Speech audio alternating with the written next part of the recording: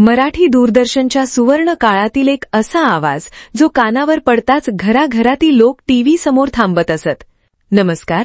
आजच्या ठळक बातम्या. हे शब्द उच्चारत महाराष्ट्राच्या मनात विश्वास, संयम आणि पत्रकारितेची शिस्त रुजवणारे ज्येष्ठ वृत्तनिवेदक प्रदीप भिडे. खणखणीत आवाज, शुद्ध भाषा आणि भारदस्त व्यक्तिमत्व यांच्या जोरावर त्यांनी तब्बल 4 दशके मराठी वृत्तसृष्टीवर आपली अमीठ छाप उमटवली. प्रदीप भिडे, दूरदर्शनचा एक सुवर्णकाळ आणि भारदस्त आवाज. जन्म 9 नोव्हेंबर 1953. प्रदीप भिडे हे मराठी वृत्तवाहिनी आणि दूरदर्शनच्या इतिहासातील एक अत्यंत सुप्रसिद्ध, प्रतिष्ठित आणि आदराचे नाव आहे.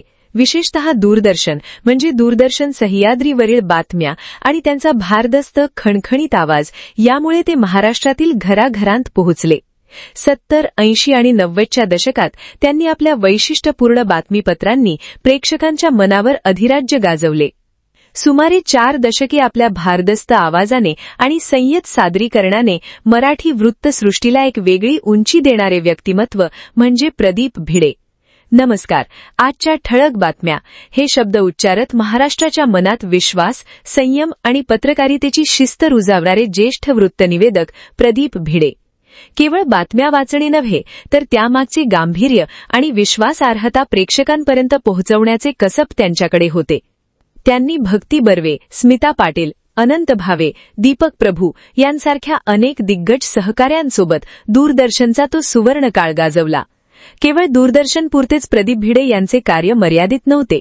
त्यांनी अनेक भव्य सांस्कृतिक कार्यक्रम, शास्त्रीय संगीताच्या मैफिली आणि शासकीय सोहळ्यांचे यशस्वी सूत्रसंचालन केले. अनेक माहितीपट म्हणजे डॉक्युमेंटरीज, जाहिराती आणि नाटकांच्या सुरुवातीच्या निवेदनांना त्यांनी आपला आवाज दिला.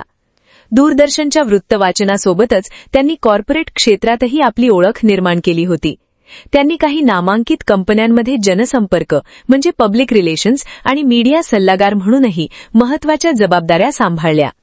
7 जून 2022 रोजी वयाच्या 68व्या वर्षी मुंबईत दीर्घ आजाराने प्रदीप भिडे यांचे निधन झाले. त्यांच्या जाण्याने मराठी वृत्तसृष्टीतील आणि दूरदर्शनच्या सुवर्ण काळातील एक महत्वाचा दुवा निखळला.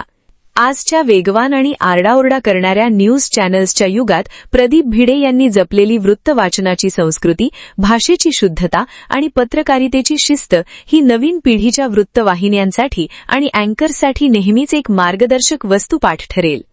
दूरदर्शनच्या त्या सुप्रसिद्ध चेहरा आणि कान तृप्त करणारा आवाज मराठी माणसाच्या स्मरणात नेहमीच जिवंत राहील. दूरदर्शनच्या त्या सुवर्ण काळाची आठवण जपणाऱ्या लाखो प्रेक्षकांच्या स्मरणात आजही जिवंत असलेल्या प्रदीप भिडे यांना भावपूर्ण श्रद्धांजली.